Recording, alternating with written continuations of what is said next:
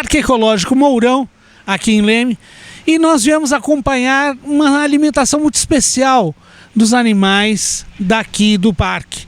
Ao meu lado, o biólogo Peixoto, que coordena toda essa parte de alimentação dos animais. O que foi servido hoje para os macacos pregos e para o chimpanzé?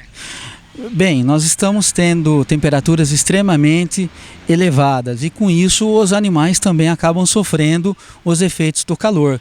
Então nós estamos, além de adequando a alimentação e a hidratação para que seja mais intensa para os animais, nós também acabamos fornecendo alguns momentos de um pouco mais agradáveis para eles, como por exemplo, hoje nós servimos para eles os chamados sorvetes de fruta, que tem tanto como intuito está diminuindo a temperatura corpórea dos animais, como também está enriquecendo e com isso alterando um pouco a rotina dos animais no cativeiro. Esse sorvete é novo no cardápio dos animais? Ele não é fornecido normalmente todos os dias, todas as semanas, durante todo o ano, né? Nós trabalhamos em alguns momentos específicos como um item de enriquecimento ambiental e com este tempo agora, com esse calor que está fazendo, nós trabalhamos com ele com maior frequência também para estar diminuindo os efeitos do calor sobre os animais. E Peixoto, quais animais são servidos com esse sorvete? Por exemplo, o leão também é servido, o hipopótamo é servido, as aves ou não? Não, as aves não, tá? Inclusive quem tem algum tipo de ave em casa, tá? Apesar do grande calor que está fazendo, não caiam na besteira de estar servindo, por exemplo, água gelada. Isso pode trazer um grande problema nos sacos aéreos e acabar levando a ave a óbito, tá? Por isso, esse tipo de trabalho não é feito com as aves, tá? Ele é feito com quem? Com os mamíferos, né? Principalmente aqueles que se alimentam de fruta, né? Como vocês puderam ver hoje, no caso do macaco prego, do chimpanzé, também é feito com bugio, com sagui, mico, tá? E nós também fazemos isso com os carnívoros, leão, onça, tá? Só que aí nós, em vez de trabalharmos com fruta, estaremos trabalhando com carne e com o sangue dessa carne, onde nós adicionamos água e acabamos fazendo também um tipo de sorvete de carne para que eles também possam se refrescar. Então para eles é salgado, porque no caso aqui com fruta é doce. É doce assim, o açúcar é o açúcar da fruta, nós não adicionamos açúcar algum, é apenas a fruta batida e adicionado um pouco de água. E para eles é o que? É a carne, o sangue e a água. Então podemos dizer que para os carnívoros seria salgado e para os demais seria doce. Ô Peixoto, você sabe que aqui em Leme é uma cidade que se fala muito boato corre por aí, né? Inclusive boatos de que os animais aqui estavam sendo mal alimentados. Eu gostaria que você explicasse que isso é boataria e que realmente os animais não estão sendo mal alimentados. Olha, eu posso te responder simplesmente, não responder, tá? Mas sim te dar um exemplo. Nós temos tido a reprodução de várias espécies animais, tá? É notoriamente sabido que os animais apenas se reproduzem quando eles estão bem nutridos, bem tratados e além de tudo sentindo segurança para poderem se reproduzir. Como é o caso dos patinhos agora que nós vimos ali na entrada. Sim, temos vários patos, tá? Nós temos uma área muito grande aqui no parque, servida por vários lagos, então mesmo todos os patos, as aves aquáticas se reproduzem normalmente, tá? Mas notadamente nós tivemos, desde o final do ano passado para cá, tivemos o nascimento de 2 veados catingueiros, tá? Tivemos nascimento de macaco prego, de macaco bugio, de jandaia maracanã, ou seja, os animais estão se reproduzindo, tá? Por que eles estão se reproduzindo? Porque eles estão também bem nutridos, senão eles não iriam se reproduzir. Eu acho muito melhor a gente te dar esse tipo de exemplo do que simplesmente falar, não gente, os animais estão bem nutridos. Ah, mas eu fui aí, eu joguei um pãozinho pro pato, ele correu lá pegar. É óbvio, se você ficar o dia inteiro jogando um pão, um biscoito por um pato, ele vai o dia inteiro lá mexer. Tá, ele o cachorrinho de casa, se a gente der pãozinho o dia inteiro, ele vai comer. Ou um biscoitinho, ele vai comer também, vai estufar e vai continuar comendo, gente. Isso é bem normal, tá? Mas, em todo caso, eu posso afirmar que os animais estão sendo muito bem tratados, muito bem alimentados, e além disso nós estamos abertos para que quem tiver alguma dúvida ainda, pairar alguma dúvida no ar sobre esse assunto, para que venha até aqui e acompanhe os tratadores, acompanhe a preparação dos alimentos, o fornecimento dos alimentos aos animais. Estamos abertos para receber e tirar a dúvida de qualquer cidadão, com certeza. Você já recebeu aqui alguém que tivesse essa dúvida antes de espalhar os boatos? Alguém já veio aqui para comprovar? Eu, particularmente, não recebi a visita de ninguém, tá? Outros técnicos já receberam e mostraram como é todo o funcionamento do parque para qualquer cidadão, gente. O parque é público, é mantido pela prefeitura. O parque é do povo para o povo. Todos estão convidados para vir visitá-lo e conhecê-lo a hora que quiserem. Estamos à disposição.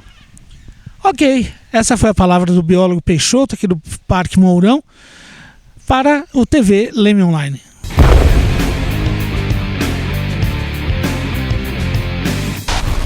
O prefeito Paulo Blaschi acaba de receber o ministro Alexandre Padilha, pré-candidato, né, prefeito, ao governo do estado. Como é que foi o saldo dessa visita?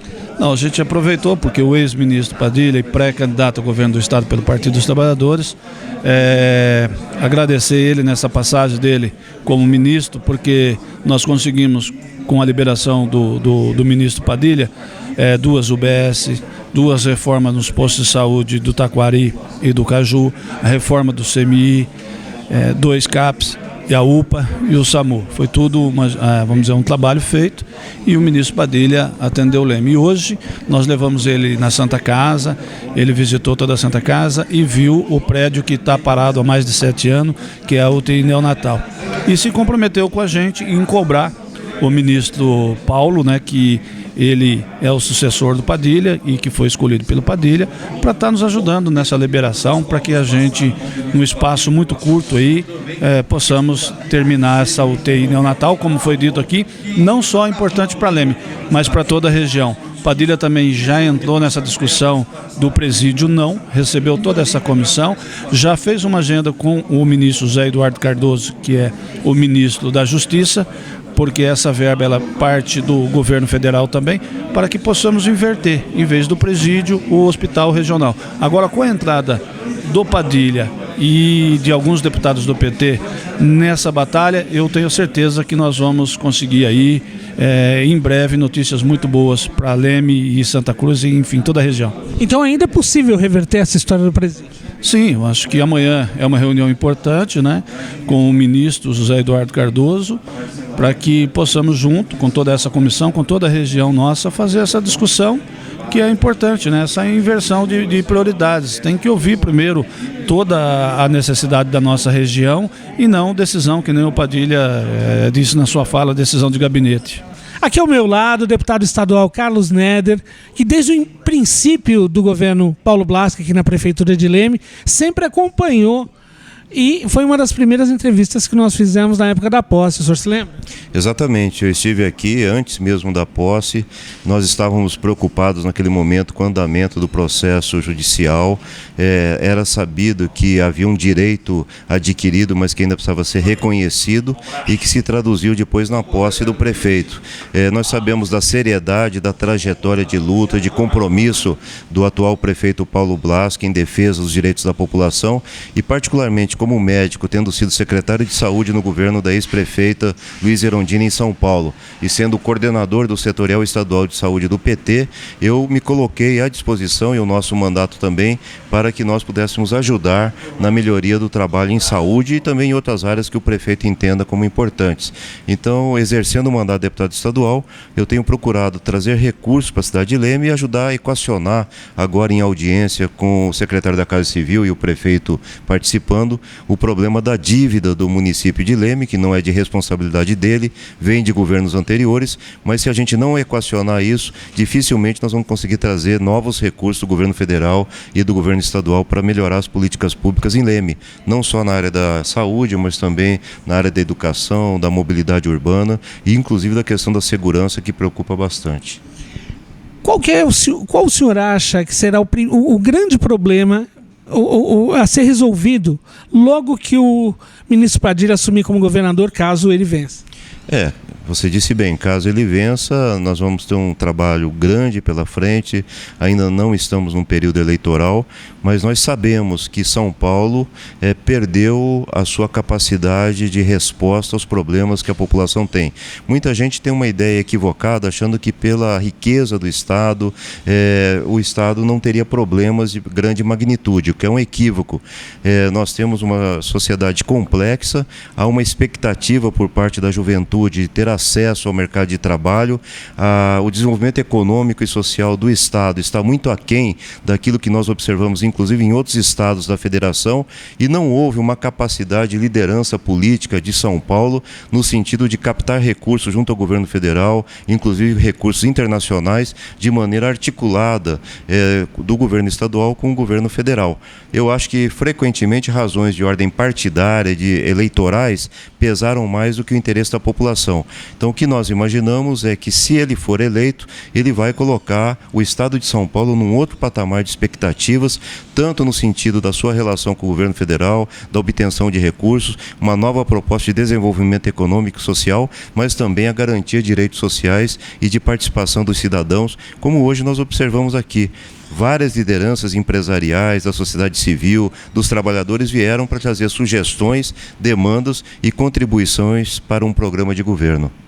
Deputado, para quem quiser conhecer mais o seu trabalho, como é que tem acesso pela internet? Como é que é? Bom, o nosso site é www.carlosneder.com.br e nós temos presença no Facebook, também no Twitter, estamos nas redes sociais e podem se comunicar conosco, inclusive usando o e-mail, que é o deputadoneder@terra.com.br. E o senhor responde? Com certeza. Então tá bom, esse foi... Inclusive, eu gostaria de mostrar uma revista de prestação de contas. Essa revista... que mostra, em 2013, quais são as áreas em que prioritariamente eu atuei e que tem sequência nesse ano, independente de ser um ano eleitoral. Olha aí, deputado estadual Carlos, o senhor vai concorrer esse ano? Eu saio candidato novamente a deputado estadual. Aí vai ser que número de mandato agora? Não, eu fui vereador na capital por 4 mandatos. Esse é o primeiro de estadual? Em alguns momentos estive na Assembleia Legislativa, mas não houve um mandato completo de deputado estadual, talvez, dependendo do resultado das eleições. Agora sim, exatamente. Se Deus quiser. Santas Casas são parceiras fundamentais do Sistema Único de Saúde. Sempre digo que não existiria o SUS se não existissem as Santas Casas. São hospitais filantrópicos muito importantes. E o Ministério da Saúde tem tido uma postura diferente, tanto no sentido de reforçar equipamento, estrutura, mas uma forma diferente também de garantir manutenção, custeio, recursos de pagamento para a Santa Casa, dando recursos de acordo com a qualidade do atendimento. Se ela passa a cumprir metas de atendimento, reduzir filas de cirurgias, filas de exames, passa a receber mais recursos do Ministério da Saúde. A gente sente hoje que o governo do estado está bastante fragilizado em diversos setores. O da segurança é um deles. Gostaria que o senhor falasse o que pode ser feito para melhorar a segurança, que está muito fragilizada. O que eu tenho sentido na Caravana Horizonte Paulista é que tem um sentimento de que o PSDB, a bateria do PSDB acabou, a pilha está fraca, depois de 20 anos não teve mais renovação, tem mais capacidade de repensar um projeto para o Estado de São Paulo. Você tem que ter soluções inovadoras em relação à segurança. Ontem em Pirassununga, hoje aqui em Leme, muita gente tem falado o seguinte: nós precisamos, na área de segurança, ter algum tipo de destacamento especial para a área rural, para a segurança rural. O tema do roubo de carga, roubo de trator, de equipamento, está cada vez mais forte, sobretudo nessas cidades que ficam em beira de estradas importantes, movimentadas, com facilidade para escoar. É aquilo que eu digo, uma combinação de ações de segurança que cuidem das divisas do estado de São Paulo, ou seja, que tenha nas divisas com os outros estados uma cooperação não só da Polícia Militar, da Polícia Civil, mas também da Polícia Rodoviária Federal, ou seja, ter cooperação com o governo federal, não ficar disputando com o governo federal, mas cooperar com o que o governo federal pode ajudar, a Polícia Federal, a Polícia Rodoviária Federal, e pensarmos um destacamento específico para a área rural. Ela não pode ser pensada como um local que era seguro. Antigamente o pessoal falava, não, o mundo no campo, a área rural é mais seguro. É mais seguro, mas tem muita situação hoje de roubo de carga, roubo de equipamento, roubo de produção. Ouvi muito isso ontem em Pirassununga, estou vindo aqui em Leme e estou saindo convencido que é necessário pensarmos alguma forma de estruturar a segurança por um estado de São Paulo também para a área rural. Ministro, o Brasil já está, né, monopolizando as atenções do mundo com relação à Copa do Mundo. Estádios padrão FIFA, dinheiro público investido, aquela história toda. Em contrapartida, a grande imprensa do Brasil tem mostrado hospitais superlotados, gente sendo atendida em macas nos corredores, e até esses dias mesmo, o senhor era o ministro da Saúde. O que o senhor tem a dizer a respeito desse assunto? Em primeiro lugar, os dois desafios são importantes ser vencidos. Primeiro, fazermos a melhor Copa da história, porque isso é bom para o Brasil. Isso gera emprego no Brasil. O nível de emprego no Brasil está mantido também pelas obras da Copa, pelo investimento no turismo, isso gerou emprego, pela ampliação dos hotéis, pela parte de mobilidade urbana. A construção dos estádios geraram emprego no Brasil. Isso é importante para o Brasil. A promoção que o Brasil vai ter no mundo durante a Copa, isso vai atrair investimentos para o nosso país, vai apostar no futuro e vai inclusive gerar mais recursos para o nosso país para que a gente possa investir em saúde. Então, em primeiro lugar, fazer a melhor Copa da história é um desafio que o Brasil precisa assumir. Não à toa, todos os países do mundo disputam para ter a Copa, porque traz investimento para o país, traz promoção para o país e traz recursos para o país para que ele possa aplicar em outras áreas. Segundo, é trabalhar para vencer os desafios da saúde. Nós tivemos coragem de enfrentar o principal desafio, que era o principal problema apontado pela população, que era a falta de médicos no país. Tivemos coragem de enfrentar isso, garantir que municípios inteiros que não tinham sequer um médico, e o fato de não ter um médico no posto de saúde é a principal causa de lotação de hospitais, porque 80% dos problemas podem ser resolvidos lá no posto de saúde. Quando não resolve no posto de saúde, quando não tem médico para acompanhar um hipertenso, quando não tem médico para acompanhar um diabético, quando não tem médico adequado e preparado para cuidar de uma criança com asma, a única alternativa para aquela família é ir para o hospital e lotar os hospitais. Então, garantir e reforçar a atenção básica é a principal ação para ajudar a reduzir a lotação dos hospitais. E o outro é investir cada vez mais, como, por exemplo, nós estamos fazendo aqui, fizemos em Leme no Ministério da Saúde. A UPA 24 horas que terá em Leme aqui vai ajudar a reduzir a lotação de hospitais, porque onde as UPAs estão funcionando, de cada 100 pessoas que precisavam ir para o hospital, 97 tem esse problema resolvido na própria UPA 24 horas. Os investimentos que poderão ser feitos para a Santa Casa, para ter UTI neonatal, UTI adulto, uma outra ala de internação, vai ajudar a reduzir a lotação de outros hospitais. Ou seja, nós temos que dar conta dos dois desafios. É bom para o Brasil fazer a melhor Copa, porque isso vai trazer mais recursos para o país e com esses recursos podemos investir mais na saúde. Falar em saúde, o senhor que esteve em frente ao Ministério da Saúde, o grande grito hoje das Santas Casas pelo Brasil afora, e de Leme não é diferente, é o repasse SUS, o aumento do repasse SUS. De que maneira nós podemos contornar essa situação e a tabela SUS ser aumentada e desafogar as Santas Casas? Tabela é coisa de supermercado. Supermercado que você entra, você vê o valor do arroz, o valor do sal, o valor do feijão. Saúde não pode ser visto como mercadoria, não pode ser visto como supermercado. Uma pessoa que entra no hospital, ela quer ter o seu tratamento completo, bem feito, de forma humana e não ser vista como uma mercadoria.